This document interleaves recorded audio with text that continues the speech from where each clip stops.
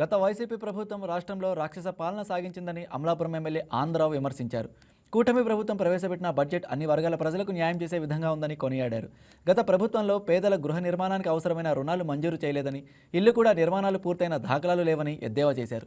ప్రస్తుత బడ్జెట్లో పేదల కోసం ప్రత్యేకంగా 3 సెంట్ల ఇల్లు స్థలాలు ఇవ్వడంతో పాటు గృహ నిర్మాణానికి రుణాలు మంజూరు చేసే విధంగా చర్యలు తీసుకుంటున్నామని తెలిపారు. ప్రజలందరికీ శివరాత్రి రోజు నుంచే ఈ బడ్జెట్ అమల్లోకి రావడం శుభపరిణామమని, శివుడి ఆశీస్సులతో రాష్ట్ర అభివృద్ధి దిశగా ముందుకు సాగాలని ఎమ్మెల్యే ఆకాంక్షించారు.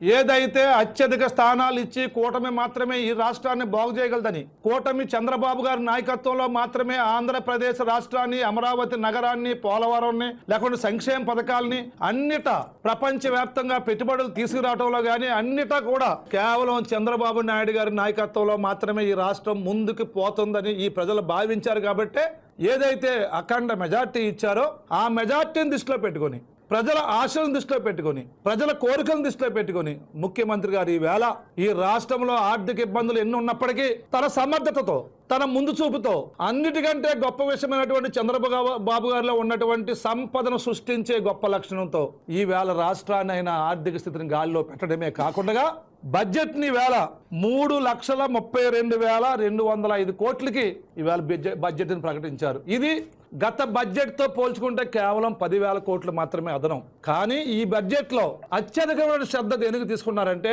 బడ్జెట్ కేటాయింపుల్లో సంపద పెరగటానికి అవసరమైనటువంటి మూలధన పెట్టుబడి మీద తీసుకున్నారు. అంటే మూలధన పెట్టుబడి అంటే ఈ రాష్ట్రంలో రోడ్లు బాగా చేస్తే, ఆ రోడ్లు, రైళ్లు, జాతీయ రహదారులు నెట్వర్క్ను ఏర్పాటు చేస్తే దానివల్ల ఇక్కడికి పరిశ్రమలు వస్తాయి, పెట్టుబడులు వస్తాయి. ఈ రాష్ట్రంలో నీటి ప్రాజెక్టులన్నీ పూర్తి చేసి ఆ నీరు ద్వారాగా లక్షలాది ఎకరాలకు గనక కొత్తగా నీరిస్తే దానివల్ల లక్షలాది ఎకరాలకు సాగులోకి వచ్చి లక్షలాది టన్నులు పంటలు పండి రైతుకి డబ్బులు వస్తే, రైతు కొనుగోలు శక్తి పెరిగితే తద్వారాగా ఆర్థిక శక్తి పెరిగి మరి సంపద వస్తుంది. అలాగే పరిశ్రమలు తీసుకొస్తే మీరు చూసారు ఈవేళ గూగుల్ సంస్థ డేటా సెంటర్ విశాఖపట్నంలో పెట్టడం అనేది 1,00,000 కోట్ల పైన పెట్టిందంటే కారణం కేవలం చంద్రబాబు నాయుడు గారు, లోకేష్ గారు తీసుకున్నటువంటి శ్రద్ధ, కృషి, పట్టుదల వల్ల.